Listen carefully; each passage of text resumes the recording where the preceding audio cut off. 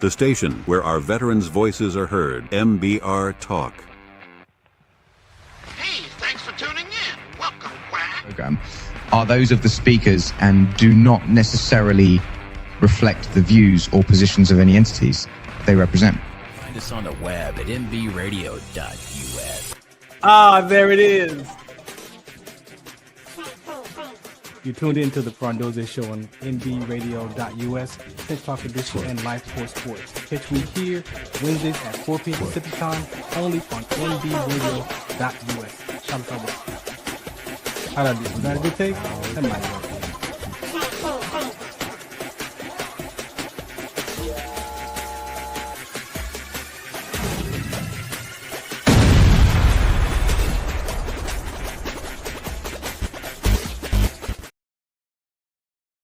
Some of us still carry the burden of battle. It threatens to drown us in our everyday lives. In battle, we had our weapons and combat gear to keep us safe, to keep us confident. But when we returned home, we were not armed with weapons and gear to cope with our own minds. I was lucky to find my combat gear, my mental weapon, and it's called Calmago.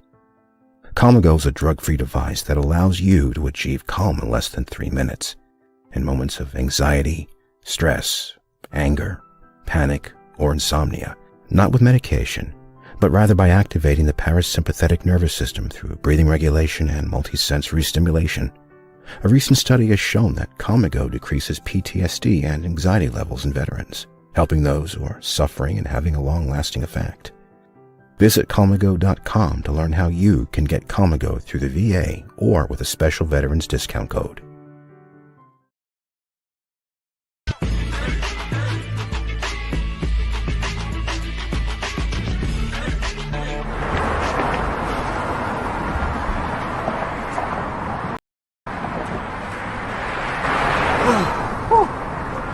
Hey, what's up, man? How you doing? I'm blessed, my brother. How you doing? I'm good, man. I'm good. Hey, did you see the game last night? Oh, that was a good game. But did you see the shot? I lost money from that shot. Oh, too, man, that shot was cold, I man. hated it, but it was good. Damn. What's in those jeans? You really want to know? I do. Exhaustion, muscle spasms, asthmatic issues, unexpected sickle cell trait crises. Damn. Are you serious? When I was young, I found out I had sickle cell trait. My mom's told me, but I ain't have no knowledge of it. But when I got older, I had a child, and the doctor told me my daughter has sickle cell trait. You know the facts that both parents have sickle cell trait? There's a 50% chance the child may have the trait, and 25% chance the child may have the disease. Hey, that's what's the count. Do you know that 2.5 million people in the United States have sickle cell trait, 300 million people globally? I didn't find out I had sickle cell trait until I was in the Army 10 years. Next thing you know, I had a sickle cell trait exertion site. Sickle cell? I thought that was a black gene or something. Nah, man, the Latin community is number 2. 1 out of 36,000 babies are being born with sickle cell disease. You could be Caucasian, Mediterranean, European. You gotta know your bloodline, man. There is an inherited gene in our community that has been forgotten. The name is sickle cell trait. WDCONSCT, also known as What's the Count, is out to bring awareness, education, and prevention to people all over the globe. Want more information? Call us now at 323-215-5384 or visit www.wdconsct.org.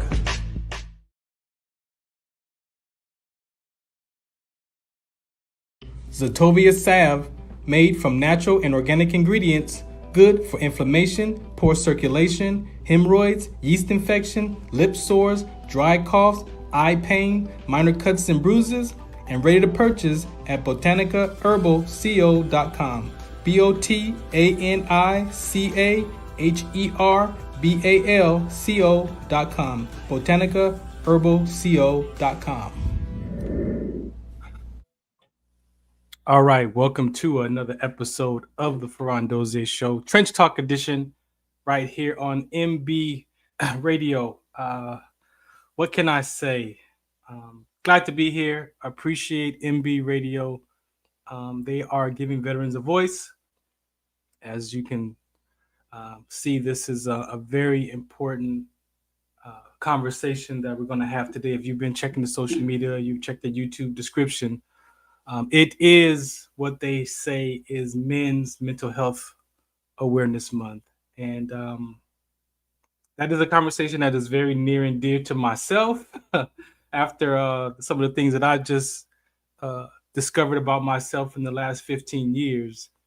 And we're going to have a talk today, right? So I'm probably going to break this up into the rest of the month. So I'm going to probably just do segment 1 today.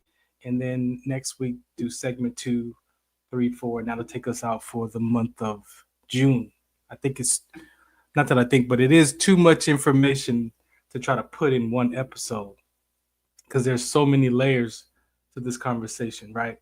So before I get started, I see Big Dre is down in the room. So I'm going to bring up Big Dre first so we can have a quick talk. And then I'm going to take a few seconds to share just some personal things about what this Men's Mental Health Awareness Month means to me. And hopefully through this conversation, you can discover something for yourself. There's just so much around the conversations about men. Why? What is that about men? So we're going to definitely have a talk. But before I get started, let's just go to Big Dre. What's up, man? Hey, what's going on, man? How you doing? Hey, man, I'm great, man. Mental health. Yeah, you're right. Because I was battling. That's guy from battling kidney stones, man. I was in the hospital, man, and still ain't over it yet. A lot of pain, and it's a mental. Takes a mental on you, man. Oh like yeah, it's truly mental, man. You gotta have mental capability of handling pain. layers You know, of layers, you know. And physical first of all, and mental pain. mental, yeah, man. And first of all, I'm gonna give a shout out to all my veteran men and women who are active and not active out there. You know, welcome to the show, to the Trent Talk, to the representatives, and June 21st, gentlemen, ladies, little kids, kidettes, little kitty doggies and catties. We have our grand opening Hammer and Nails, 12-1 West Olympic, cross street is Bunny Drive. Start at 12 p.m. to maybe 5 or 6 maybe. But we coming in about 2:30. We on the air live at 2:30. So get some t-shirts, come enjoy yourself. You have some snacks and get a little drink in you. Yeah, get the beer. You know, it looks good now. I've seen pictures of it. It's coming along. If you're not a member yet, you talk to Feds, Russell. It's gonna be good. We're gonna try to get him on there before the grand opening. Yeah, so for sure. I'll give him a call and let him go on there. But besides that, the show he got today is a very important show, ladies and gentlemen. You guys, definitely, you ladies, man, need to definitely hear your man's cry. For because real. I'm going through a lot with my girl, and sometimes I guess women don't see the animosity they put us men through, and men sometimes see them they put women through. But right now, when you see the holidays like Mother's Day, like Father's Day, I had to break it down myself. I'm not a mother, and my friends are mothers. So why would I be calling you Happy Mother's Day when you're not my mother? Right. And I broke it down people's way. It means a lot to me to call a woman. It's your day. It's your kid should be calling you Mama's Day, not a grown man who not even kin to you. But I'm calling you mother. Or the ones who I'm kin to, my sister. I should be calling my sister Happy Mother's Day. So when Father's Day comes next month, this month, ladies, do not call me father if I'm not your dad. And when you go for my sons and you guys watch my show, call me and say Happy Father's Day and give me my flowers while I'm alive. Don't give me nothing when I'm dead. We can't smell them. You know, I'm gonna say this. I think I've only told a couple of people this, but I'm gonna say it out loud since you brought it up. Yeah. You know what I think Mothers and Fathers Day should be about? The mother and father for that year. How do we celebrate I don't need a Father's Day every year, bro. Bring it, man. Bring it. That should just be for the parents who had a child for that time frame. That's who gets that celebration, man. That's how that's how I look at. I'll have to look at you. That's why people say you talk too much, Dre. But you know, I don't give a damn what none of y'all think about what I think, because number one, you can't make or break me. Only man put me in heaven and hell is the man upstairs. Yeah. So you can judge me, you want to judge me, but I'm just being real. start acting like we're human beings. This is the human race, it's not the human being, it's the human race.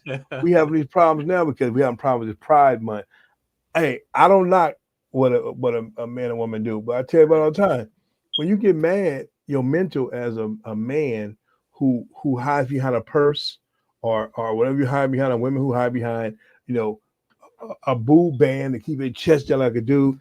Yeah. That's, to me, that's a mental situation. You got to figure out between you and God.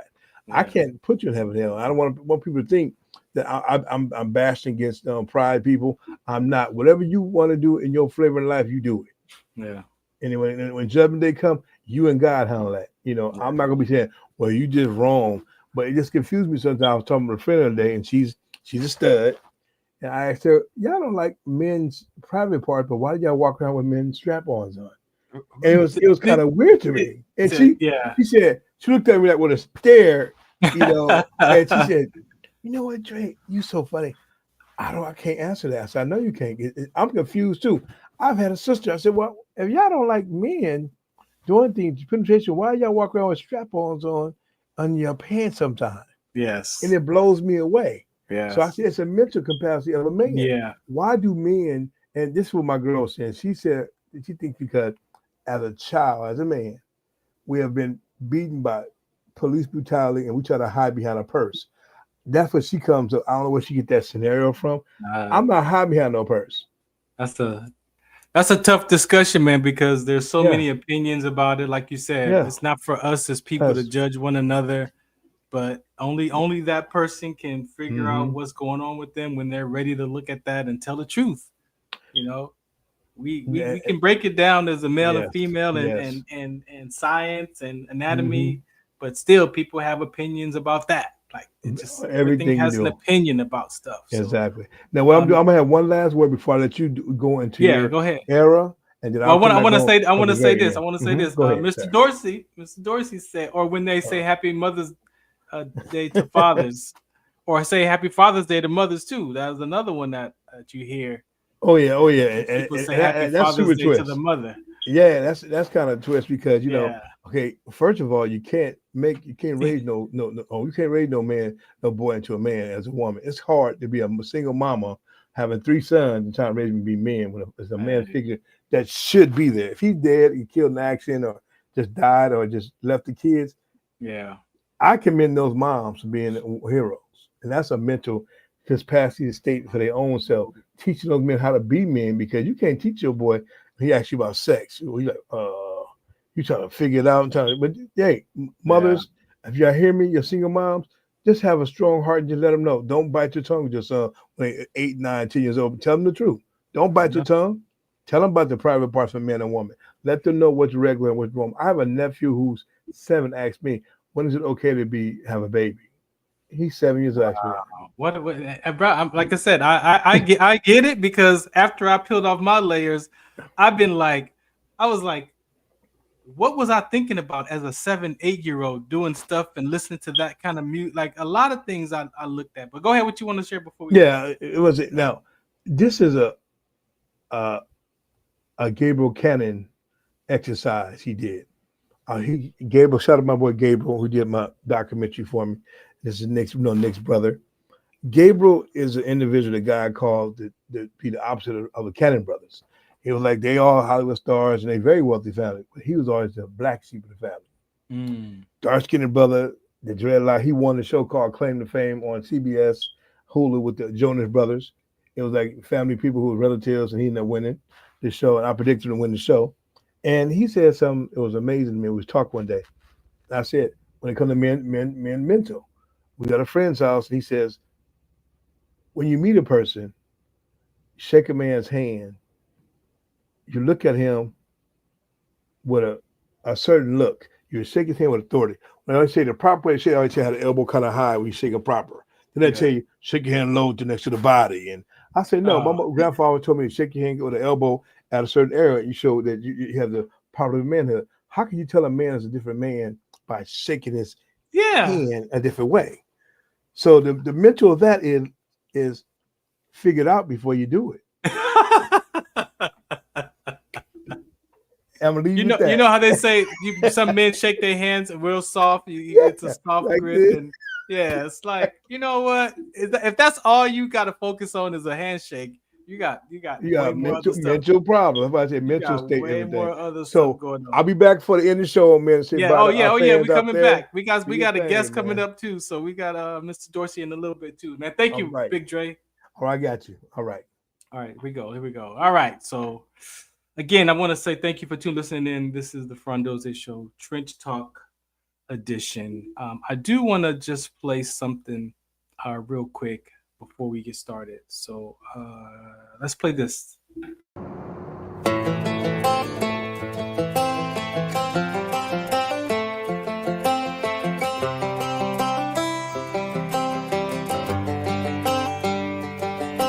It's the guts and it's the glory. 100 stripes, 100 stories.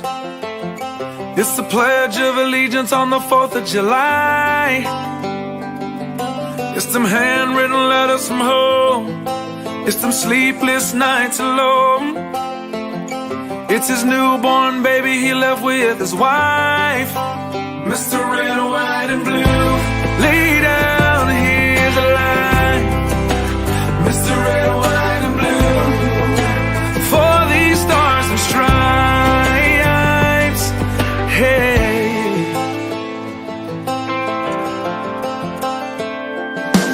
From the fields of Indiana to the swamps of Louisiana to the golden coast of California, Uncle Sam's the only family he's got. His purple heartbeat won't stop. And his 18th birthday was the day he was born. Mr. Red, White, and Blue, lay down, here's the light. Mr. Red, White, and Blue, for these stars and stripes. Mr. Red, White, and Blue, stand on the front line. Mr. Red, White, and Blue, pay the ultimate price. Oh.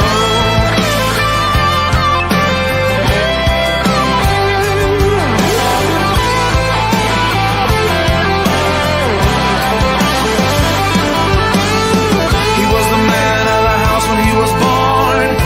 His family is proud but torn. But if you knew him, you would understand. He was raised on how to be brave, just to see the flag still wave.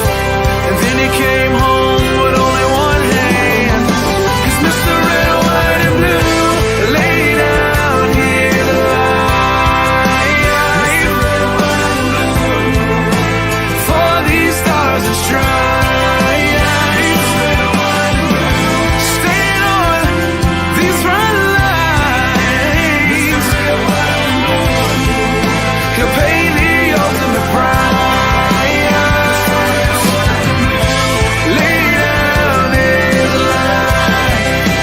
Mr. Red, White, and Blue, for these stars and stripes. March in line, march in line. Hey. Hey.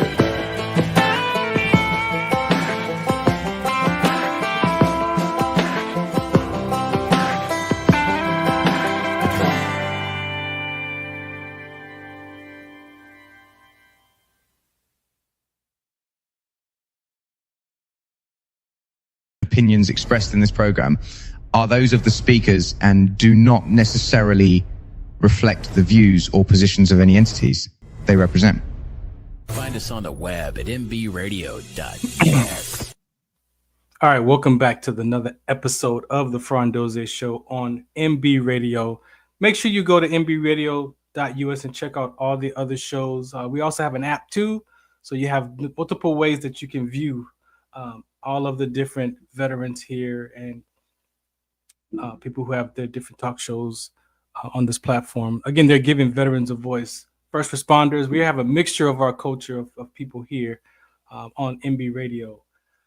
All right, as we mentioned, this is deemed as June is Men's Mental Health Awareness Month, and so I actually have a talk that I'm going to be a part of on in a few weeks, and the gentleman actually posted this um, on his Instagram, and I was reading it, and it just I don't know. It's like at some point we can continue to talk about stuff, but at some point we got to talk from it. And today I'm going to do my best to talk from my life. I'm not going to talk about my life. I don't want to talk in general, right?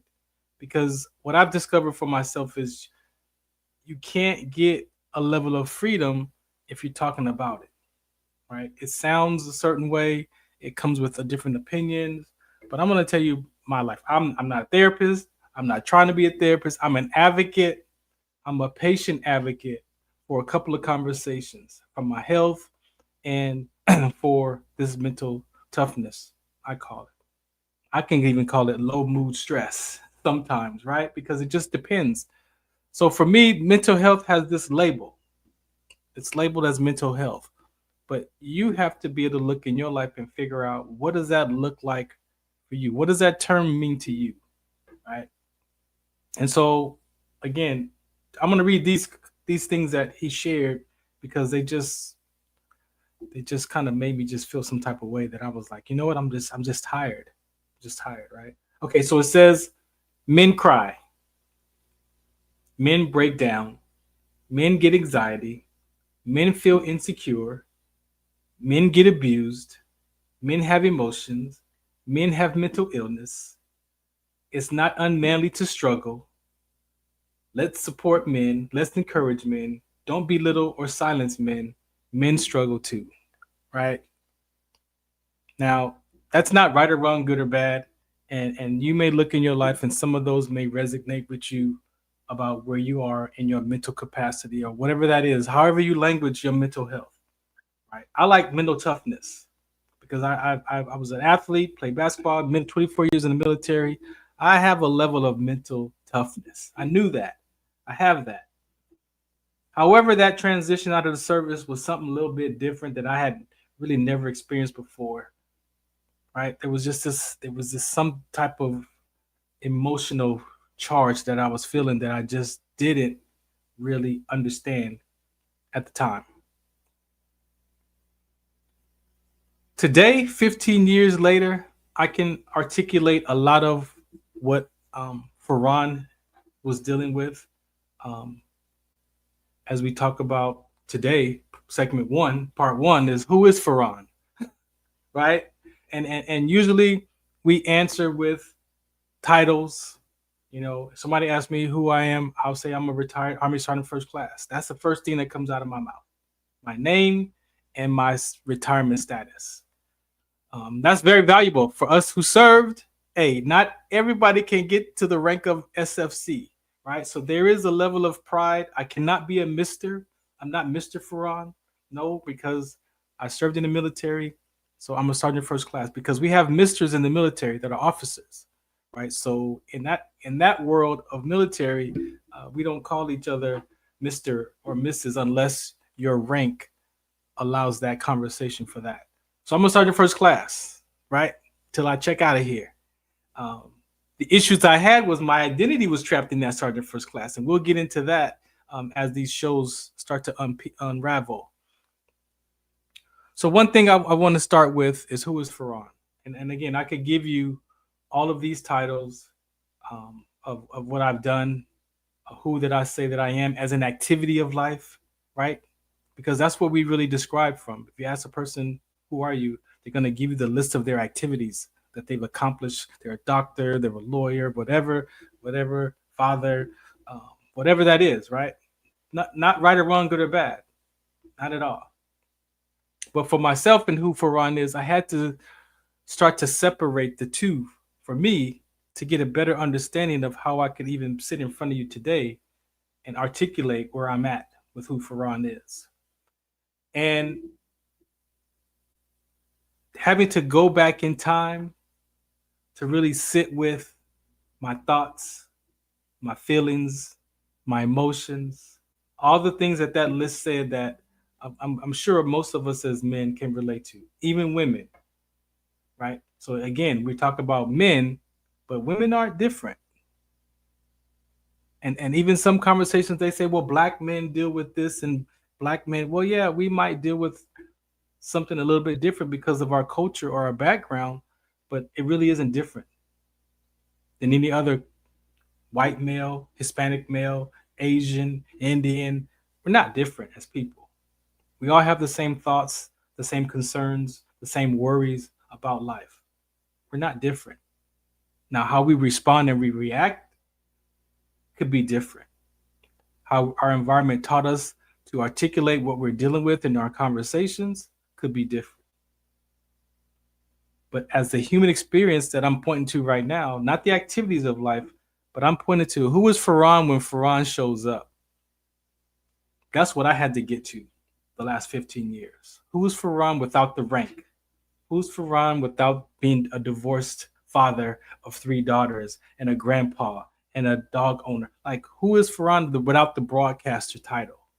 Who's Farron without the ABA team owner? Who's Farron that's without the author? Who's that person? And that's the work that I had to go and search for. 15 years I've been at it. Layers upon layers upon layers. But it took work. But the kind of work that it took me at the point of my life where I had to be willing. I was so low in my depression and anxiety and suicide ideation that there was like a little bleep in my mind that says, there's got to be something better than this. And I heard that.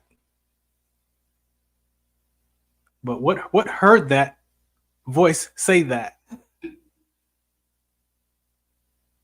It was the Farron, the spirit being, listening to his subconscious mind.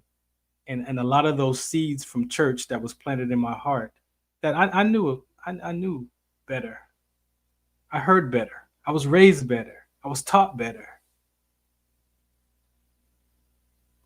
So sometimes that mouth, when your mouth is closed and you hear that voice and it's telling you all the things about what you should and shouldn't do and who you are, what you can't do, and you better not do that because you know what happened the last time, and you haven't said one word.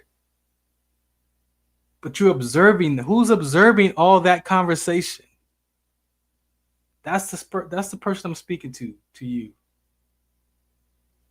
Not the one that's being cynical. Not the one that's giving opinions about everything, about life, about yourself, about other people. Not that person, not that voice. And so I took some education that allowed me to discover that inner voice. Some people call it their gut. I don't even use that because my gut is not always 100% correct either. Some people call your intuition. I don't use my intuition because that's been off as well. So how do you determine your intuition if it's not 100%? So there are even words that as I began to do this work, that I had to stop even using certain words because they gave me no power in my life. They gave me no strength. They actually diminished me of myself. So when we talk about men's mental health, what does that mean for you? Right? Most recently, during my spiritual journey, I saw that what in who Farron is, what's my ingredients? What's my ingredients? Right? What am I made of? But not the stuff, the experiences. And so, yes, in the midst of my development, I discovered a lot of things about myself that I had to find something outside of myself, outside of that voice in my head, had to find something else that I trusted in the world of mental health or personal development that I challenge with my thoughts and my feelings and my emotions up against a curriculum, up against a conversation. And I discovered that, guess what? A lot of stuff that was over here in my space wasn't the truth in the world either. I discovered that a lot of things that I had made up just wasn't real. But I talked like it was real. I chose words to describe it as it was real. But when I found this education that I found that allowed me to challenge those thoughts, those experiences, and those feelings, I had to backtrack. Now I'm 40 years old at the time. So that means I got to go back and look 40 years. And guess what? That is not a place I want to go back. I didn't. That means I got to go challenge the first 40 years of my life. That might not be the truth. It might be my truth, but it might not be the truth. That takes something. That takes a level of courage or confidence or strength or whatever word you use to describe what it takes to sit down and sit in your mess. But I did it with strength. I did it with a level of confidence because I found something that I trusted. Some people find the word of God early and they use the Bible as well. But we know that God can use, he used a donkey, he could use anything for his good. And I was introduced to this curriculum, to this conversation. And I discovered that some decisions that I made about who Farron was that addressed those mental health issues over there was up against those, and they wasn't the truth.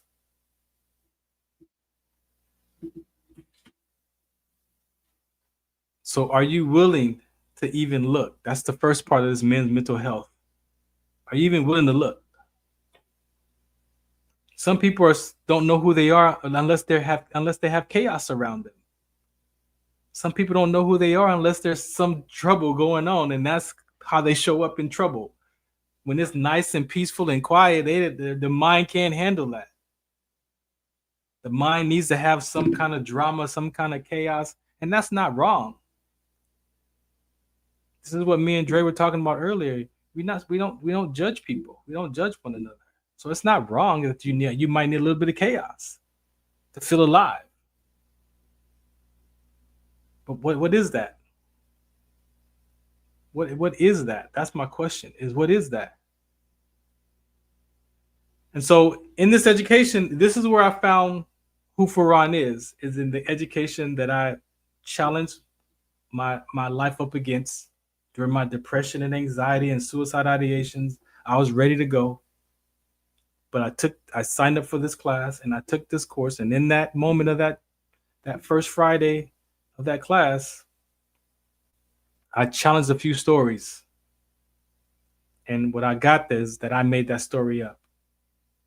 That's what I said, but that's not what the military said. It's what I said, but it's not what my dad said. It's what I said, but it's not what my mom said. It was my perception. It was my interpretation. It was my perspective. From a hurt place, from an upset place, from a fear-based place, from a place of doubt, from a place of shame. That's where a lot of my decisions came from. To survive another moment of embarrassment. To survive not another moment of disappointment. Not again, man. What are you doing? That's how we talk to ourselves. Silently. But who are you talking to silently? Talking to yourself? The capital Y-O-U or the lowercase y-O-U? That's you versus you, lowercase. So this first episode about my view of men's mental health, you got to be able to ask this question to yourself. Who are you? Who are you? Without the rank, without the titles, without all that stuff behind your name. Who are you? Not in your activities of life, but who are you in your experience of life? And believe me, in my experience of my life, I just gave it to you. I summed it up. I lived about 52 years avoiding embarrassment, shame, and disappointment. And then you can peel off layers of I'm not good enough, I'm not worth it, there's something wrong with me, I'm on my own, I don't belong, I'm ugly, I'm skinny. But see, that doesn't just play out in one part of your life. It spills out into, it sprinkles out into all the other parts of your life because it's just you. You when you show up as you. You might have in your mind you show up as a soldier, and over here you show up as a dad, and you show up as a coach, and you show up over here. But who's the common denominator in all of that? It's you. It's me. And I had to get to the point where I was like, okay, I'm okay. I get it. I'm the common denominator in all of my chaos. I believe every lie I ever told. I'm the man, I'm the man, I'm the man. But what I got was separating the experience of life versus the activity of life. And that's what we're going to talk about right now. Who is Farron when Farron shows up? I was told that Farron is shy, very young. Farron's shy. That's how I was described. But why is Farron shy? Well, maybe there's something happened because Farron wasn't shy his whole life. He wasn't born shy. He was free to do a lot of stuff. And then all of a sudden something happened and now Farron's shy. He's quiet. What triggered that? What had that happen? What discovered it? What situation, what perception happened in that moment where Farron became shy and didn't want to talk anymore? Or introverted and everything became emotional. So as I sum up who Farron is, the first one that I'm going to say is who Farron is being, and this is, let me tell you, this one here is the most recent one that I got, because the other ones I got in the education, but this one I got from church. I've spent the last 5 years in church, almost 6, going full blast, full force at it. So who I am today is loving God. I'm a being that loves God and I love his presence. That's who I get to be when I show up. And I had to get that in the background of my subconscious mind. You know, where you have those deep meetings, those meetings with yourself at, right? That we swim in. I'm not good enough. It's always back there. I had to get that phrase, that experience in my heart. I had to download that experience to my soul. They call it a mustard seed of faith. That's all it takes. And so I've gotten to that point because that's one of the first commandments, is to love God and then to love your neighbor with the same measure that you love yourself. So if I could show up loving God and in God's presence, guess what that does for the people around me? It allows me to show up and love and have love for them. That's ultimately the number one. That's how I want to be right off the top. And it takes practice. It takes a lot of work to be in the presence, to experience, because your soul has a lot of other stuff going on, right? But the moment you have that opportunity to experience God's presence in your heart, your life looks different. Your experiences of life appear different. They are different. That's the first one. The second one is who I am is that others are empowered in their causes. Who I am is that others are empowered in their causes. And that came because out of my transition out of the service into being the sickle cell trait advocate, I became an advocate for a lot of different conversations for sickle cell trait, for sickle cell, for mental health, for rhabdomyolysis, for arthritis, for vertigo. I have a lot of health complications that I deal with internally, that I have a voice. I have a voice. So in the space of my life is over because I don't know who I am, and I'm lost and I have no voice, I found a whole bunch of communities that I'm connected to. It wasn't just the military community, and I'm still connected to them too. But when I discovered my purpose, my cause of why I was born with that inherited gene called sickle cell trait, I found 300 million people plus that have sickle cell trait. I found hundreds of thousands of people with sickle cell that I could relate to, and their parents. We don't realize that we have a community of people that we're connected to. But see, sometimes the heart doesn't want to talk about those things because nobody wants to hear about that. I'm complaining. Or I'm embarrassed if I tell you that I'm dealing with a health issue. No. We're born for a reason. Everything that you need for this world experience, this earth experience, is already in you. You just got to discover it. That's what I had to do. I had to discover my what's next. My military career was over. God had provided for me. He gave me that. And then he showed me that that was just to get you where I need you at today. And because I wasn't going to get out, he doesn't mess with our free will, but he will definitely put something on target to get you off course, to put you on his course. But do you believe that, though? I do. I had to get there, though. So yes, you may find me on these talk shows using my platform to empower others in their causes. Yes, you probably seen that. You probably have experienced it yourself. I believe in that there is possibility. Anything is possible. And it's not that you got to put your mind to it. No, it's possible that, but you gotta be it. Not do it. You gotta be it first. I had to be an advocate first, and then I do what advocates did.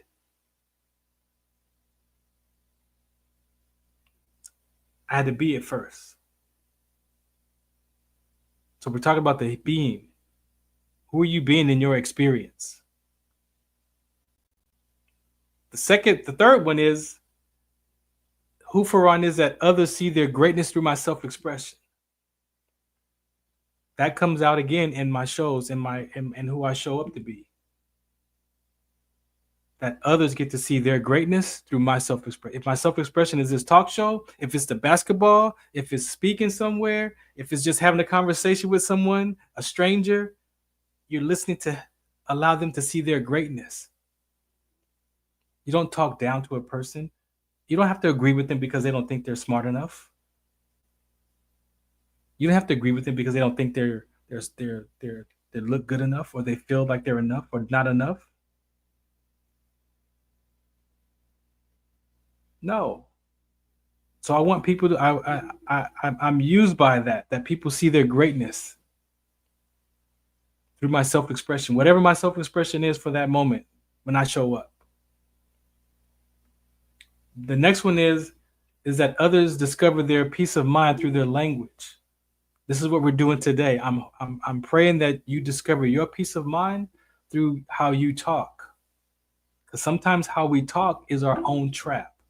Sometimes we describe life, we don't say what's so, and then we get stuck in how we talk. Sometimes your words is your trap. I don't like the term haters. People say, I got haters. Okay, but guess what your number one hater is? Or who? Your number one hater is yourself. Your subconscious mind is your number one hater, because that's the one that's telling you what you can and can't do. The person might point it out to you about how you feel about yourself, and then you get upset because that's a hate. And now, oh yeah, so now they're pointing something out about that you don't like about yourself. So now they're a hater. Your subconscious mind could be your own hater. That's what I see. So I had to deal with my hater. My biggest hater was myself. How I talk to myself.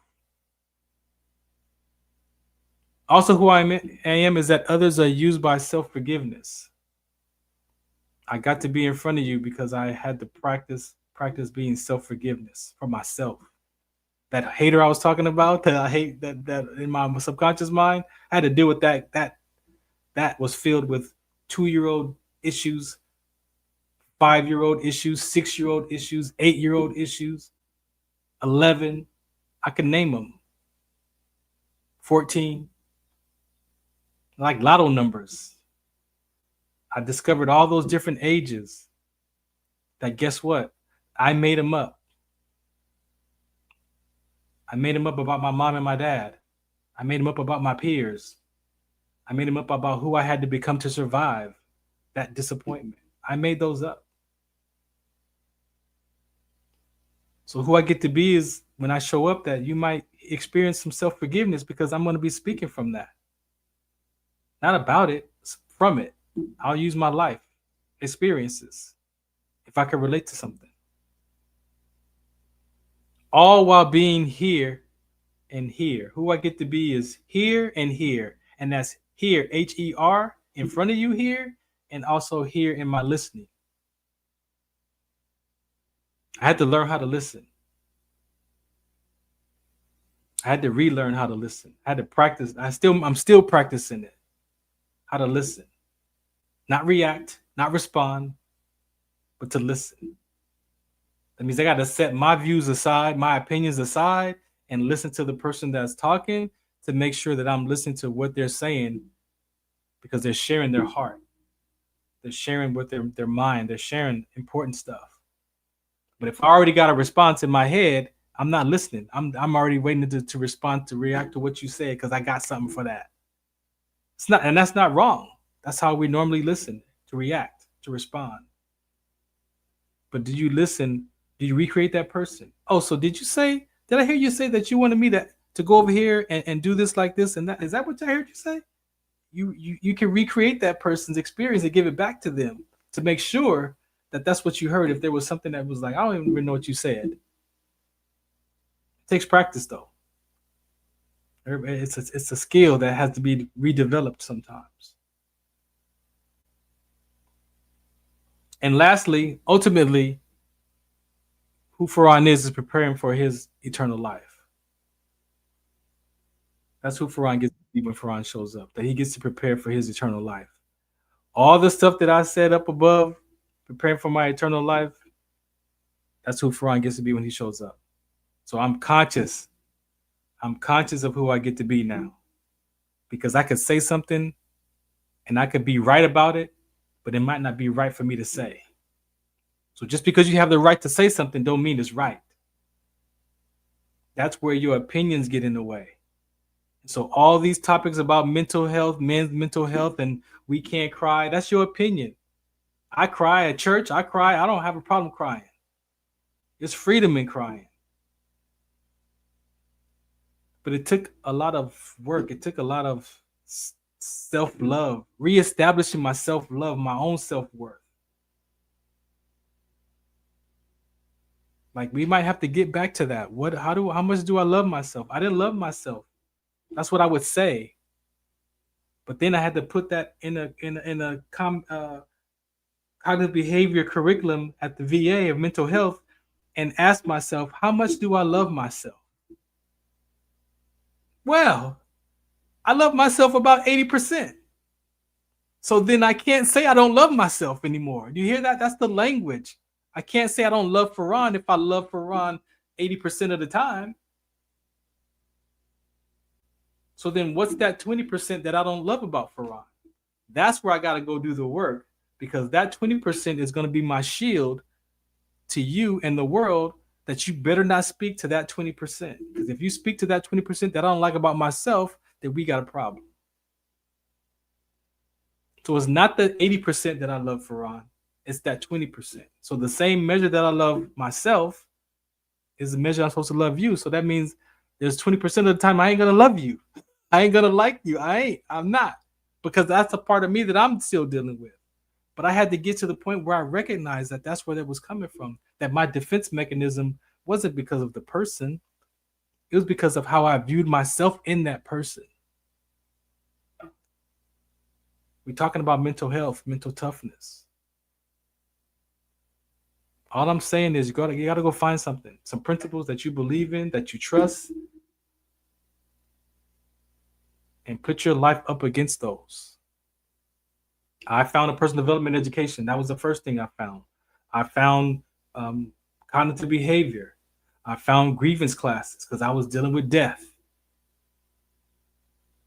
I met Caldwell Williams, who teaches transition and change listening skills. That added flavor to my life. And then I took all that in the last 5 years, I put that and I filter all that stuff through what the Word of God has to say. And guess what I found? A lot of stuff that I learned from Caldwell and church and the personal development and the mental health classes, guess what? A lot of those principles came from the Bible. Create the possibility of love and patience. Well, patience is a fruit, is a key, is a virtue in the Bible. Imagine if we just all practice being patient. Imagine if you live from being, not doing patience, because you can't do patience and think it's going to just be out there. Oh, I did patience this morning, so I should receive. No, that's your experience. Patience is a virtue because you got to get patience in the background of your heart, of your mind. Because you're already being used by the principle of not being patient. You're used by not being patient. So now just be used by being patient. Separate, figure out the difference. If you're impatient or not being patient, you can be patient. But what's causing you to be impatient? To not be patient. And if you really sat and did the work and looked of why you don't have patience, I'm pretty sure you discover where it's coming from. I'm pretty sure. So these are the conversations. This is just part one. I appreciate you for listening. You got to discover who you are. I live my life in two fashions: the experience of life and the activity of life.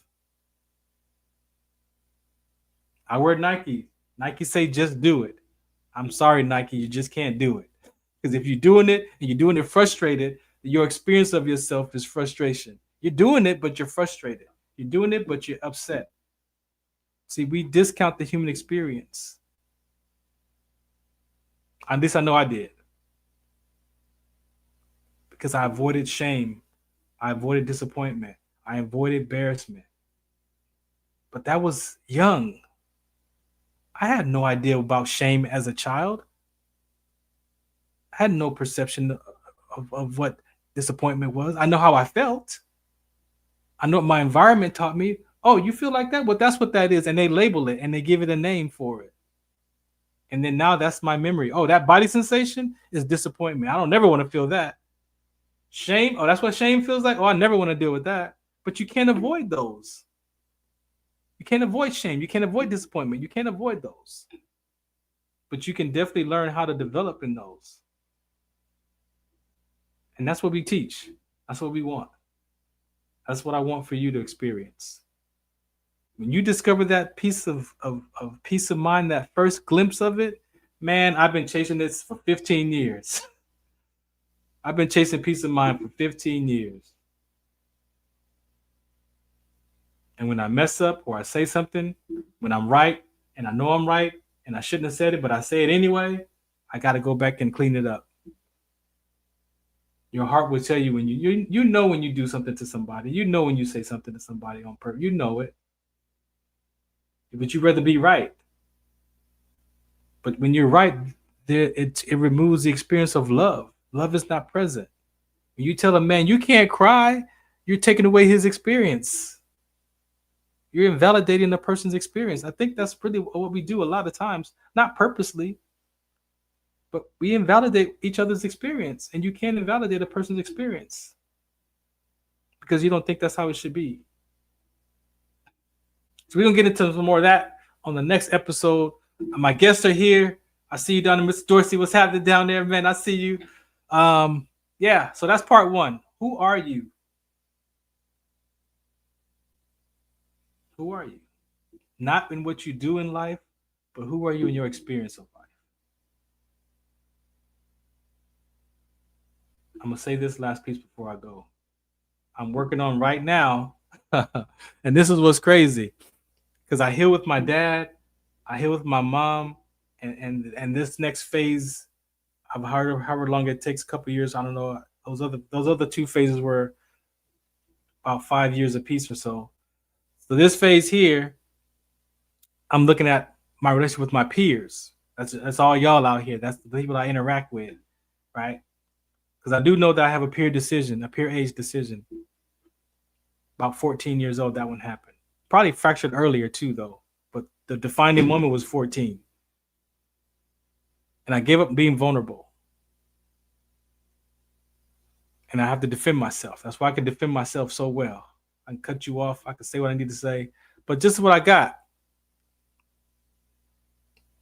I have a fear of success. That's what I got. I have a fear of success. That what happens if all the stuff that we're up to, it turns out. Guess what? Then my mind can't tell me you're not good enough anymore. My mind can't tell me that I'm not worth it. If it all turns out, then who am I going to be after all of that happens? That's scary. That's scary to think that life could turn out and I'm going to be good enough. I'm already successful. Success is a language phenomenon. I can't point to success outside. Oh, there's success by my car. No, it's a language phenomenon. But we live and we talk like success is something that's right here. But I'm dealing with the fear of success. But if I look in my life, I'm successful. But how I talk to myself is I'm not good enough. I'm not worth it. So I enjoy these moments, and then my mind says, oh, you know you're not good enough. Why would somebody want to be a part of that? Why would somebody want to be a part of that? You know you ain't good enough. You know you're not worth it. That's the battle in the mind. But are you willing to do that work? I got a glimpse of where it's coming from. I'm ready to take it on. It's a wrap. That's about to be done. It's a wrap. I got 8 more sessions in this class. It's going to be, at least I'm going to be aware. So when it shows up, I can address it. That's the best that we ask. That's all the classes do. That's all mental health does. It gives you the tools. So when it shows up, you address it. And the faster you address it, the quicker you get back to being at peace and patience. All right? This is the Farron Dozier Show, Trench Talk Edition, coming back with the second half of the show. I appreciate you. Thank you for your time.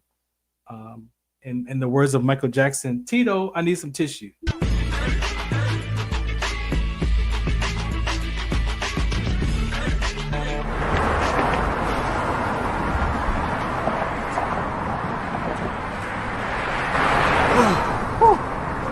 Hey, what's up, man? How you doing? I'm blessed, my brother. How you doing? I'm good, man. I'm good. Hey, did you see the game last night? Oh, that was a good game. But did you see the shot? I lost money from that shot. Oh, man, that shot was cold, I man. hated it, but it was good. Damn. What's in those jeans? You really want to know? I do. Exhaustion, muscle spasms, asthmatic issues, unexpected sickle cell trait crises. Damn, are you serious? When I was young, I found out I had sickle cell trait. My mom's told me, but I ain't have no knowledge of it. But when I got older, I had a child, and the doctor told me my daughter has sickle cell trait. Do you know the facts that both parents have sickle cell trait? There's a 50% chance the child may have the trait, and 25% chance the child may have the disease. Hey, that's what's the count. Do you know that 2.5 million people in the United States have sickle cell trait, 300 million people globally?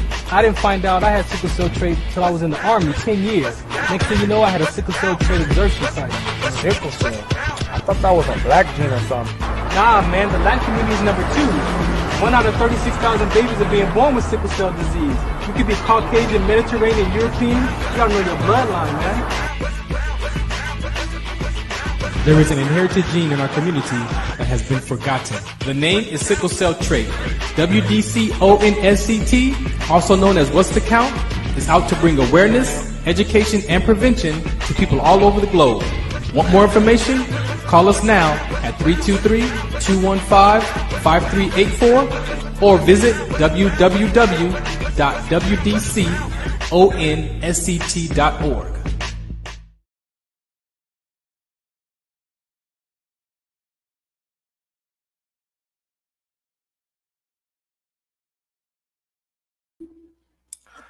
All right, welcome back to the Farron Dozier show. So we just gonna strike off that one. Men can't cry. I can tell you, you just gotta be okay with it, fellas. It's part of our ingredients, right? Just gotta be okay with that. All right, let's get this other part of the show started. Let's bring up Big Dre. What's up, man? What's up, man? You got me all, dude. Hey, dude, you got me, man. You took me back there. The stuff I had to deal with, it was heavy for me because being a younger 13 kids and what I went through as a child, being loneliness, having my brother them in and out of jail, prison, gang banging, drug dealing, just around it. And I thank God I never got that urge and that itch, man. And to hear you say, it's just like, you're right.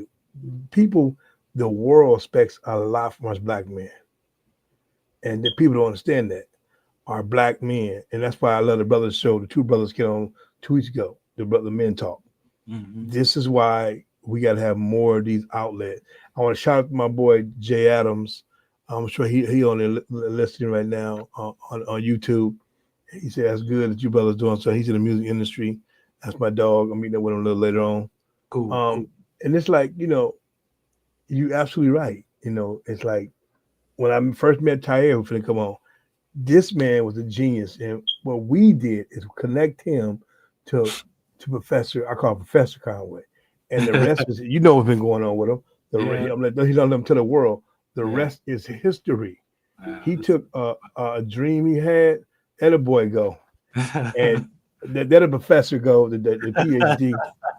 He took a package and a gift that God gave him, and now he's sharing it with the world. And it's like the old Chinese saying, how they couldn't teach kung fu to Westerners, and how the other masters said, no, you can't teach our secrets.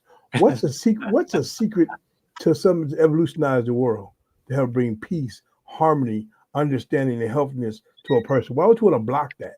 Yeah, exactly. And Bruce Lee was like, you want to block what we know in our country, but you let the Japanese step on our throats World War II, but you want to block kung fu from the Western to learn how to have harmony and eat more healthier and think more healthier. This is why we so far behind in the space race, the educational race, the human race. Our race is behind everybody. And then this man, Mr. Dorsey, took something and showed these teachers that these kids, which America is lacking in that area, we are second to last when it comes to education in America. So, like you say, that is enough to straighten on a person's mental right there. If I call it mental health, mental health. And people don't look at that like that. It's a name for a reason. Us men have pressure to be good fathers, providers from day one. Then you come home into a messy house you left in the morning messy. And your wife sits there like, I gotta do all this. And then you gotta respect what she's saying, because it ain't easy being a mom at home. Yeah. Busting your butt. Because kids, man. We forget we was children too, though. Yeah, we forget that, man. I destroyed everything on my block. It had my name on. I was Dennis the Black Menace. I was slingshotting, breaking windows out, throwing walnuts at people. That's how I met Fred Berry, rerun, rest his soul, and he just lost his brother Matthew. That's how I met him. I hit Matthew's wife in the face with a walnut on my tree, hitting cars going by my backyard. He said, "You throw a walnut through a window going 60 miles an hour. You got a hell of a pitcher." And that's what made me pitch. And what got me in a baseball game, got me a better ball. He said, "You going to work for me on pitching juvenile?" Which you wasn't going to do it, but I had to go and try to cut his grass. I told the story. And that's what it was. And he passed away. But that's what it is. It was my mental state of showing out, because I was the youngest of all these kids, the only child. So I looked at it, and I felt so bad. Yeah. You know, so God is good, man. We all got a version of that, man. We all got some. God is good. God is good. But We like welcome. I got to cut it short because I have got another appointment. But Ty, I want to make sure you get on here and tell your story. I'm gonna finish it out in the car on the thing. But man, you know what? You the man. You the man. You the man. You the man. You the man. The top of the screen. You the man. You the man. See, it's like, and I commend you, brother. And this is not over. The saga continue. We're just getting started, man. Yes, sir. So, bless you. Good job. What's up? What's going on now? Listen, I just want to say, right, just to go off what Drake was. Listen, what's last will be first. You know what I'm saying? And you made a statement that you said about that 80%. You know what I mean? And this is something I teach to my children. You know, you control 70% of your life. You get what I'm saying? And that 30% is what you don't control.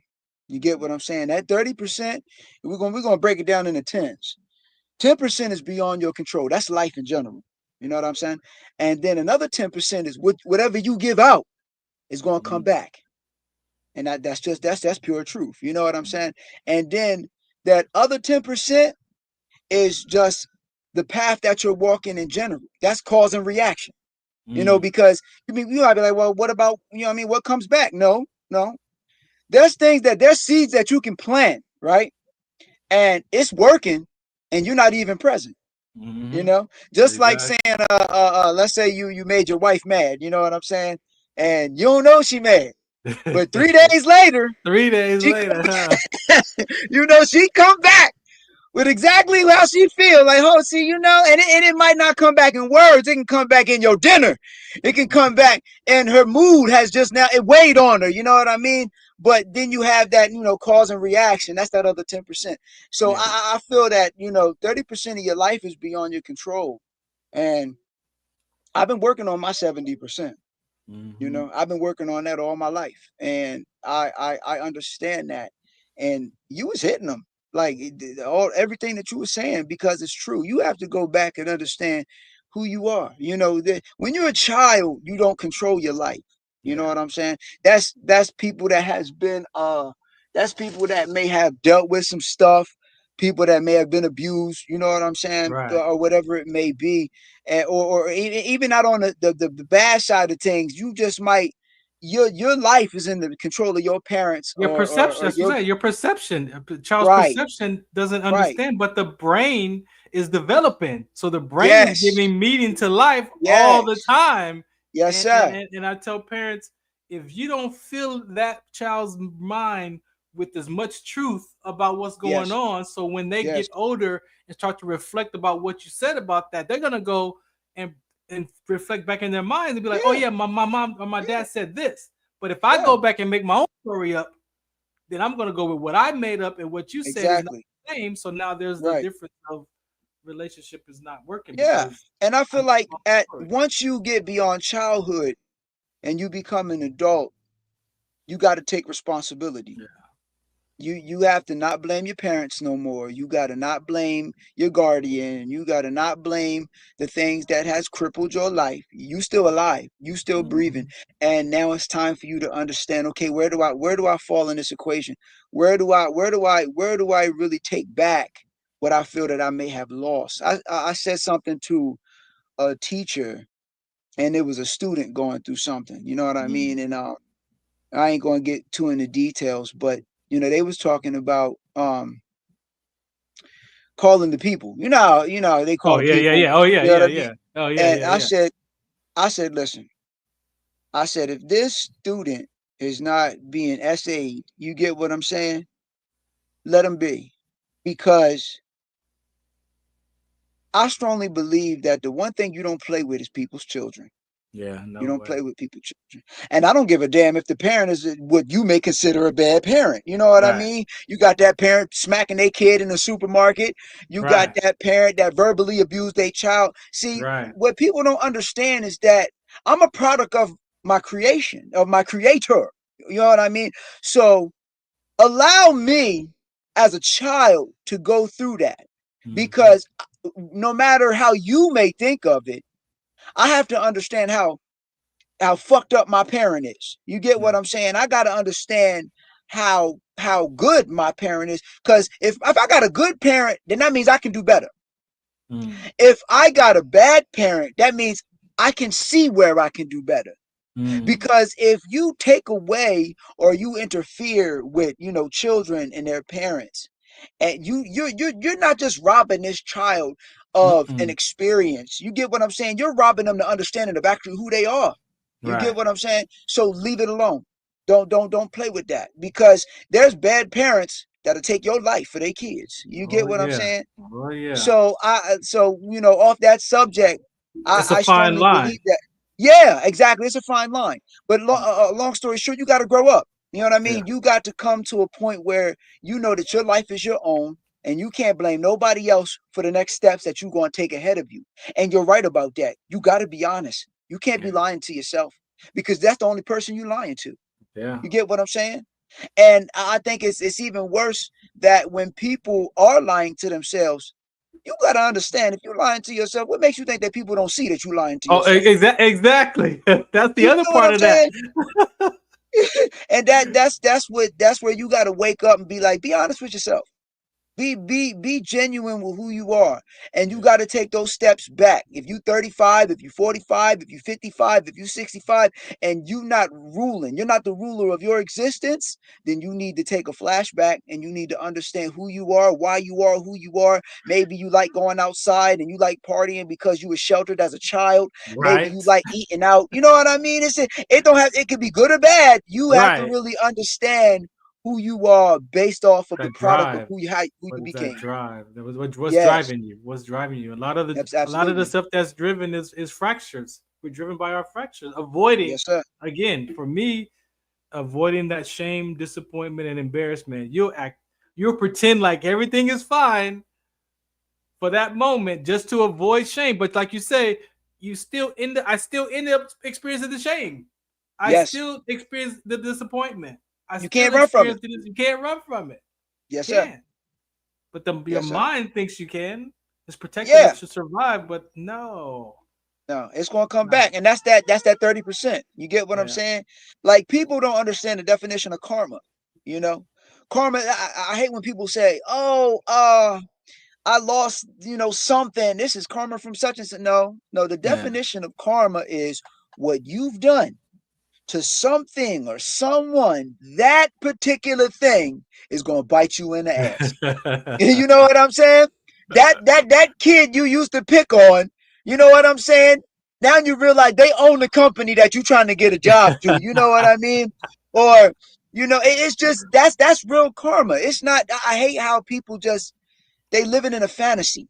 They're living in a fantasy, and I don't know what comic book, what manga, what anime that you wrapped your mind up into, but you got to come to reality. There's no such thing as magic. The closest thing that you can get to magic is spirituality.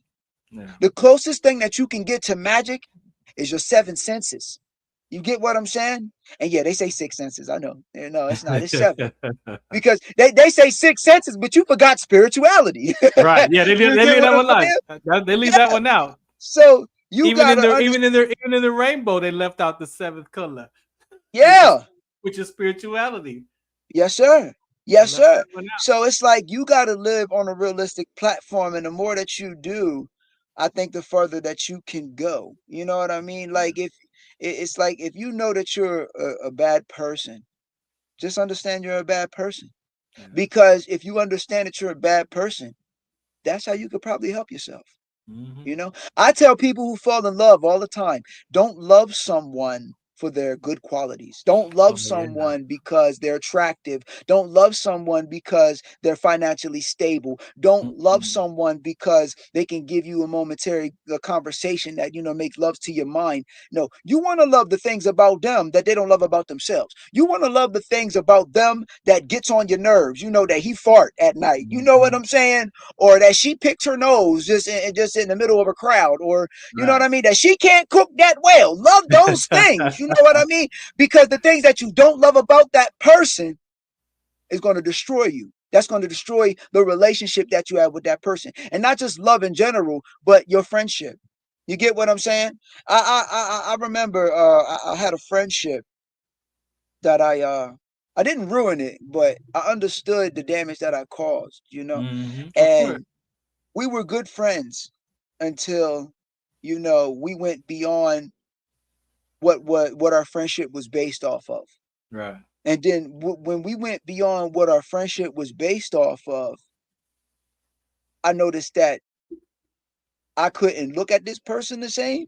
You get what I'm saying? Because I was disappointed in them. Like, why are you Right? disappointed in a person that you did this? You know what I mean? Sometimes a lot of people don't understand the damage that you can cause. Exactly. Bro, I learned two things. You for me, when I hear you language yours is reasons. We do stuff for reasons, and when those reasons don't turn out the way that we think they should turn out, then it's a whole upset again. Avoiding those disappointment, whatever expectations. Yes. But when I learned early on in my personal development courses that, again, how I talk and my behavior, it doesn't just impact me and you, right? From me to you, but it's me to you, to your fam, to your daughter, to your cousin, to your grandmother. We don't understand the impact of our behavior. Yes, sir. From others to others. Yeah. It's not just me to you or just me. It's to you and the others to others. Yeah. And when I got present to that far out, bro, I was like, bro, like you got it. You can't keep acting like this then. Like that all, because there's a cause and effect. You know what I mean? Yeah. And that cause and effect goes further than the initial act. You see what I mean by that 30% now? Yeah. You feel me? It's that reaction. It's that ripple effect. And when people understand that, and you said something earlier in the show, we was talking about I said we, because I'm here, I don't care. I know you was here. You was here. Yes, sir. You said people don't love themselves. Yeah. And I don't like the fact that as a parent, right? I'm a father, for real. And as a parent, you don't know like everything. Right. But you need to take account to what you do understand when it comes to your children. And when your child comes to you and say, I think I'm a girl and he's a boy, or your daughter comes to you and she say, oh, I like girls. Now, me personally, if my daughter like girls, I'm cool. Go on, girl. You go and get it. You know what I mean? But and my thing is this, is like, how responsible are these parents today to allow their children to make the decisions for them? Right? If my child come to me and say, hey dad, what? I don't want to eat these vegetables. You don't want to eat these vegetables. Okay. All right. Well, this is what we gonna do. All right. You better eat your vegetables, and you don't touch another thing on your plate until the vegetables is gone. I don't give a damn what my child feels.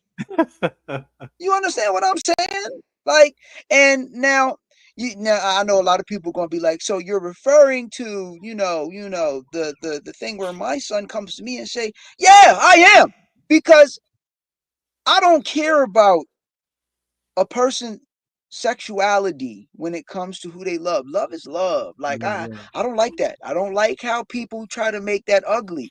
If you a guy and you like guys, then go ahead. You know what I mean? That's fine, right? But when your parent ain't giving you as a child an opportunity to love yourself first, you get what I'm saying? Yeah. Like, I think your responsibility as a parent is going under the bridge, because you ain't being a real parent. I'm going to make sure my child eat their vegetables. I don't give a damn if they want to eat it or not. You know what I'm saying? You gonna eat it? You gonna drink it? Which way? You gonna get them some way, one way or another? You gonna get them? Yeah, Listen, I remember with my daughter one time, right? She was one of them, you know, I don't like my vegetables, I don't like my vegetables, right? So, you know, when I'm hard on my son, I'm not as hard on my girls because it's like you can't, you know what I'm saying? Girls are fragile, period. They're fragile creatures. So you know what I did? I made spaghetti, right? I got nothing but vegetables in this spaghetti. Listen, I gave her dinner that night, and she looked at me like, I said, go ahead, now try. You try to get that sauce and that meat and those noodles without eating those vegetables. And see, women are smart. You get what I'm saying? She said to me, she said, I see what you're doing here. I said, yeah, you see it, right? I said, you see it, girl. I said, you're going to eat these vegetables. Yes, you are. And as she got older, see, the thing is, see, this, let me break this down. It come both ways. Vegetables and discipline or hard parents, abusive parents, right? Your child gonna grow up. Your child gonna grow up. And when your child grow up and fully understand your behavior as a parent, the reflection. yeah, this is where it's gonna fall on you. Yeah. So I don't believe in tampering with parents and children. If that's a bad parent, let that parent that child ain't gonna die. You get what I'm saying? They're not gonna die because the parents trying, they feeding them right. They got a roof over their head, right? Okay. Well, just ignore all the things that you may not like about this this parent relationship. You know, and allow that to develop because it's going to be better for that child, and it's going to let that parent get the karma that they deserve. You feel me? You know, and I don't like when you got, you know, social workers and you don't got kids. You a social worker, but you don't got no children. That's disgusting to me because you think that you got the right to take somebody's children from them, and you don't got no damn children.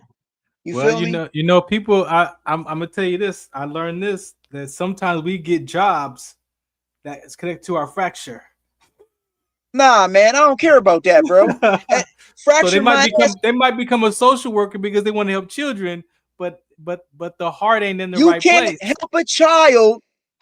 You can't help a child if you don't know how to raise one. But you was the child though. We all were we were somebody's child. No, we were children. Yes, we were. You know, but you're not a parent. And I'm saying that because I'm a parent, bro. Right. Like, I ran the streets. You know, people be like, "Oh, Mr. Dorsey, you are so da da da da da da da da." Like, yeah, I'm a great guy. I come from the hood. You get what I'm saying? I did not. I've said this before, and I'm gonna say it on, you know, publicly. I've had dreams about where I'm going, and even in my dreams, I never knew I'd be a teacher. You know, I knew before I understood, you know, my premonitions and my dreams, who I was going to become. I didn't understand. I had these dreams as a child, single digits. So I didn't know that I was going to be a teacher. I knew I was talented. I knew I could rap. I knew I could sing. You know what I mean? Then as I got older, I was like, well, I like rock and roll. I can do rock and roll too. So I thought, you know, from these dreams, I'm going to be a celebrity. I'm going to go do music. Da, da, da, da. And here I am in the classroom as a teacher. So what I mean by that is like, when I had kids though, when I had children, they changed my life because a lot of people, they have their own reasons, their own excuses, their own, you know, they had children, period. You know what I mean? I know my story. And my story was I had my children intentionally. And the reason why I have my children is because I felt like either, you know, the way my life was at that age, I was either going to be under prison or underground. So I said, and you know, I was one of those young niggas that I had old heads. I was groomed by old heads before, you know, crack took over and all the old heads was not trustworthy. You feel what I'm saying? Right. So I had an old head tell me, he said, man, you ain't got no kids, little nigga. I'm like, no, I don't got no kids. You need to pass something on. You got to leave a legacy. You know what I'm saying? I'm like, legacy. All right. Yeah. And he said, I'm telling you this. He said, because you a good one. That's what he said to me. He said, you a good one. He said, you teachable and you can go beyond. what I'm teaching you, because I see that you got a future. He said, we need more niggas like you. And I'm like, okay, all right. And I'm young, you know what I'm saying? I took it, but I didn't really like it didn't weigh on me. Yeah. But it weighed on me when I noticed the game was changing. I noticed the Stick Up Boys didn't have any leaders. Stick Up Boys created their own crew. Real talk. You know what I mean? Back in the day, Stick Up Boys was a call away. Now these guys done got together and said, listen, this guy got money. All the home invasions back in the mid late 80s and the 90s. Well, yeah, they was all like stick up. All the home invasions were Stick Up Boys, and they wasn't called by nobody. They knew that you had money. They coming your way. You know what I'm saying? So it's like, okay, I realized the game was changing. I realized that, you know, the same guys that will hustle with you will call the cops on you. The old people was getting tired of these disrespectful young boys on their corner. Right. You know what I mean? So they call it. Right. So this is where my life was like, bro, listen, you're going to end up either dead or in prison. So, and that old head, you know, bounced in my mind. You got to leave behind a legacy. So I went and had my first child. And then I wanted a boy so bad. And I knew it was going to be a boy. You know what I mean? And it turned out to be a girl. But I looked at her and I was like, for some reason, everything that I done as a young man just flashed in my mind. Like, she a young girl. She's a female. Right. We're going to be here to protect her if you end up in jail or dead. So I was like, damn, I got to do something different.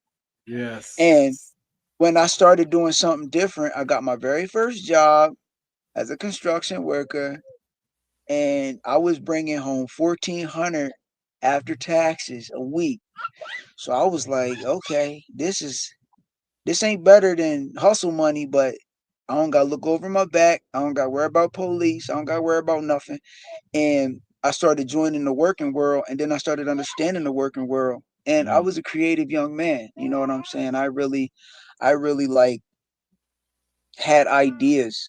You know, my creativity went far, and I started writing down my ideas and stuff like that. And I said, you know, hustling ain't you ain't gonna get a 401k with that. You know, you gotta really do something. This working world where I said we can do this. You know, we can do this. Yeah. So I started changing the game, because as a construction worker, I went from laborer, and then the labor season ended, and then I started I called my boss and I said, hey bro, I said, listen, I need some work. He said I don't got no work. I said, I don't give a damn. I need some work, bro. I got bills to pay. You know, I don't want this unemployment money. I need work, bro. You know what I mean? Unemployment money back then was $330, $350, $330.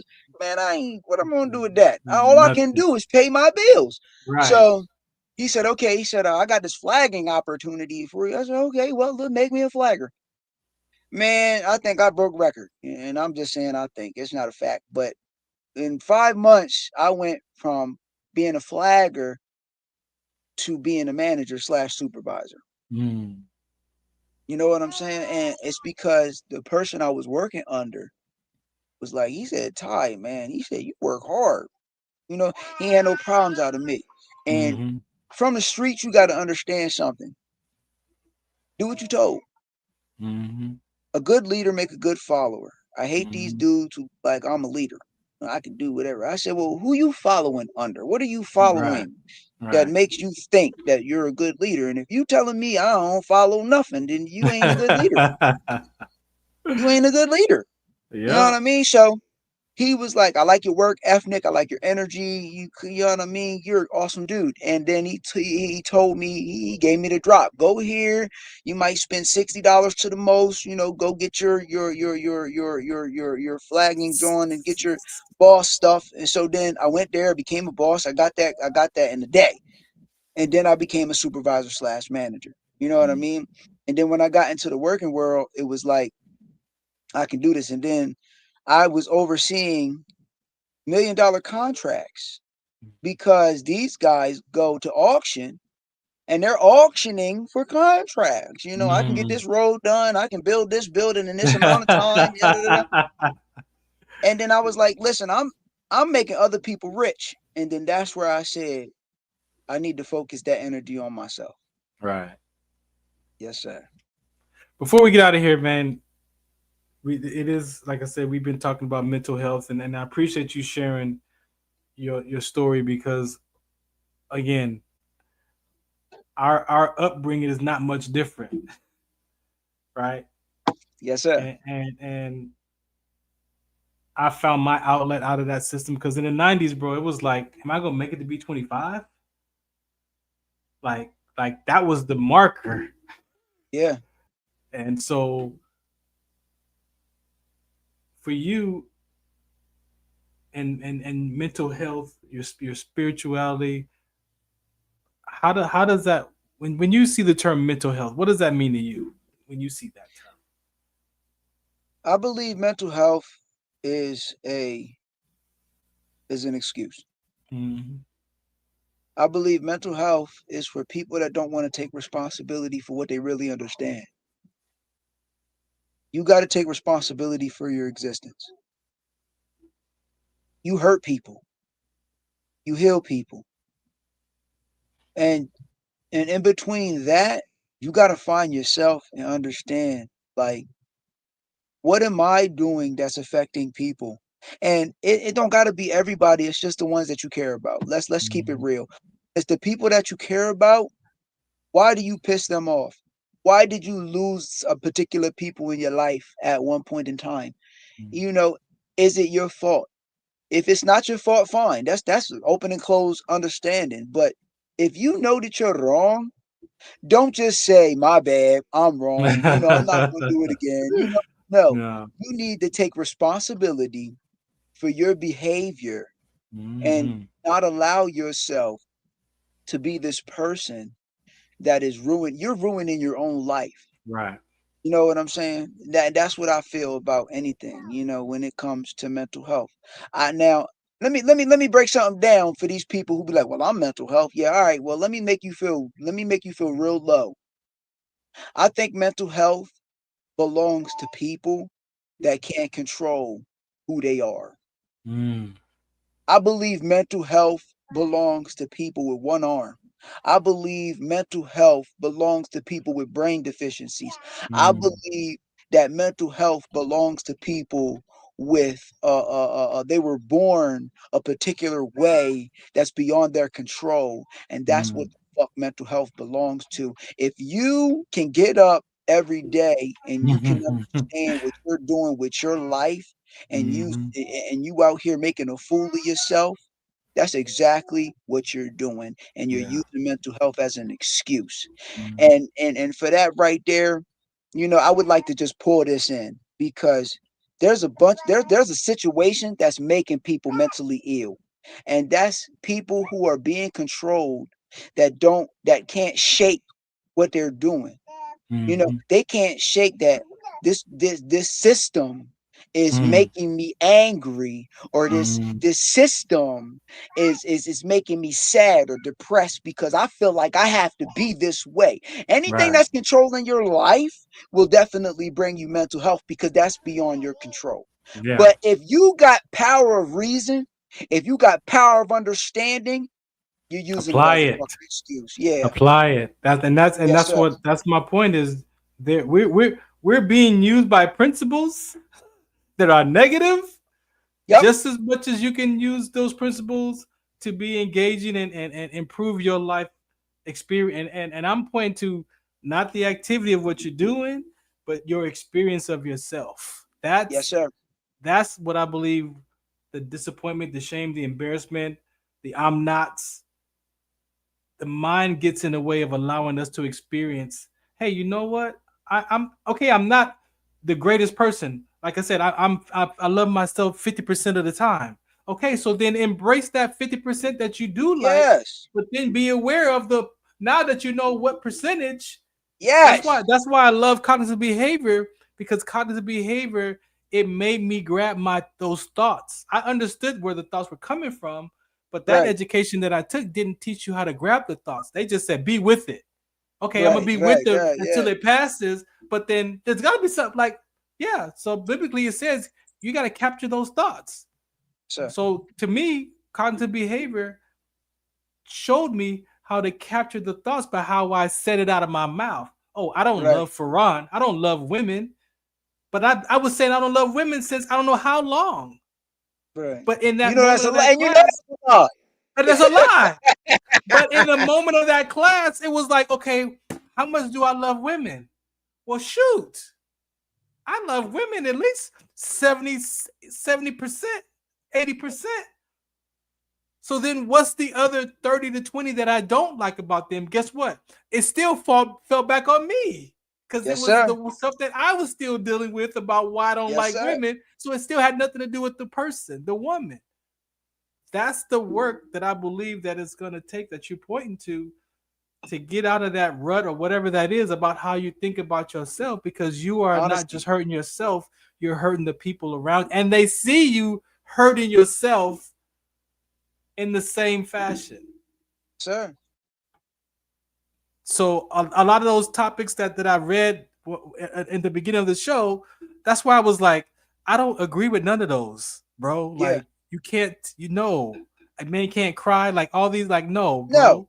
bro. No. No. Men break No. down, men get anxiety. Yes, anxiety is an experience, but then you got to figure out where is it coming from. Yes. The future of uncertainty creates anxiety. Living in the past creates depression. So either way, whichever way you go, you're gonna feel some type of way right now, anxious or upset. Yes, and you gotta face it. You have to face it. That's the part right there. You know what I gotta mean? face And it. that's the thing that people don't understand. If you can't, no, there's no gotta such thing as face can't. it. No, you you won't. gotta. If you won't face your fears, you'll never understand what it is to achieve or overcome what it is that you're afraid of. Yeah. You get what I'm saying? You That's gotta. the point. Yes, sir. That's the and, point. and speaking on that, Farron, Yeah. my brother, Yo, you ready to face your fears? I'm ready, bro. You ready to face your fears? Because success is coming. Oh, bro, that's why I know I'm in the moment of where I need to be addressing. Yes, sir. Because like I said, if I look back, I can capture the moments of success. And I can annotate. You know the definition of a coward, right? What's that? A person that doesn't want to know. Feel what I'm saying? I want to know. Mm-hmm. Because it don't matter if I'm right. Exactly. It don't matter if I'm wrong. At least I know. Huh? Know where you at. You know what you're dealing with, and what you can control. Because there's some things that you can't control, and you gotta. Dr. Miles teaches that there's some things in life that you can't change, that you can't control. You gotta settle that in your heart. Yes. And know what you're responsible for. Yes. And if you can be real with yourself, if you nobody can be real can with yourself, yes. No, exactly. Nobody can. There's nothing you can tell me, because it's like, I'm not gonna be afraid to walk into this room. You know, when I was in the mirror, I thought I looked good.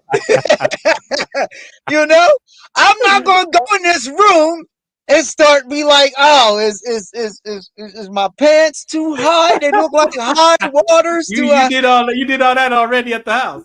You did it already. Now it's time to walk in there with not arrogance, but confidence. And the difference between arrogance and confidence is, when you're confident in what you understand, walk with that shit. Yeah. Arrogance is you fooling yourself. Your ego. And your you ego is everybody pretending. believe. You pretending. Yeah. Man, for real. Let them know where they can find you at, man, on your platforms, man, because you're not gonna be no stranger. So let them know where they listen. Okay. Go to charactermath.org. Go to charactermath.org. And you will be able to find everything about character math. It's not about me. This might sound crazy, but I don't give a fuck about me. I don't. I care about the children. If you care about me, if you like me, if you're into me, go to charactermath.org. If you are a teacher, then you need to be telling your principal that math is important. If you're a parent, you need to be going to that principal that your child is at, and you need to be saying character math is going to help my child and your school. I mean, that's it, because the children are the future. I don't care. And I it is don't not give a cliche. It is Yeah, not a for real. cliche. It's It's real. not. Just We like you know it said, too. Farron, you was a child, I was a child. Every single person watching this right now was a child. Yes. Don't forget where you Children are came the from. future. Children are the future. I don't give a damn about the next president. I don't care about the next person that want to be, a leader to blacks, a leader to whites, a leader to Right. Mexicans, a leader to... No, it's the children. It's the children. You know what I'm saying? That's it. I'm gonna die. You gonna die. We all gonna die. How about that? You get what I'm saying? The children are the future. Help the children make their way. If you love your child and your child know how to read, they need math. You know what I mean? So that's it. That's all I gotta say. Hey, we're going to teach children not what to think, but how to think. Yes, sir. I appreciate Yes, you, sir, man. Thanks Farron. for hanging out, man. I appreciate you, man. See you again shortly. Yes, sir. Thanks. All right. Again, thanks for tuning and listening in. This is the Farron Dozier Show, Trench Talk Edition. Men's mental health conversation. That was part 1. Who are you? You got to figure that out. All right. I'm done. I'm going to get out of here. Shouts out to MB Radio. Shouts out to KCA Radio. Catch me on Sunday nights, this coming Sunday, at kcaradio.com, AM/FM. Same kind of conversations over here is over there. Just different platforms. Hopefully they will reunite again. I had them together at one point on Sunday nights, but my other station over there, they had technical difficulties, man. The sound quality we couldn't get it together. So I didn't want to hurt the listeners on this platform with the issues of the other station of putting them together. So here we are, Wednesdays at 4 and Sundays at 5. I thank you again for tuning and listening in. Shouts out to Big Dre, wherever you are, man. We appreciate you too, bro. And again, the show's over. FarronD.com if you want to follow any information about what I'm up to in the community. Sickle Cell Trade Awareness, WDCONSCT.org. I got banners for that too. I don't know why I'm playing. FarronD.com. All right. WDC on SCT. There you go there. What else? Yeah, that's enough. Like I said, I'm dealing with the identities, who I get to be when I show up. All right. So I appreciate y'all. Shout out what's the count. Peace. Ladies and gentlemen, thank you for tuning in to Military Broadcast Radio. As we wrap up today's show, we want to remind you that the podcast of today's episode will be available right after we go off the air. So if you missed any part of the show or want to listen again, be sure to check it out. And remember, we're here to support and honor our veterans. Your stories and experiences matter, and we are committed to giving you a platform to share them. That's right. We're here to give our veterans a voice. So don't forget to catch the podcast and stay connected with us. Giving our veterans a voice.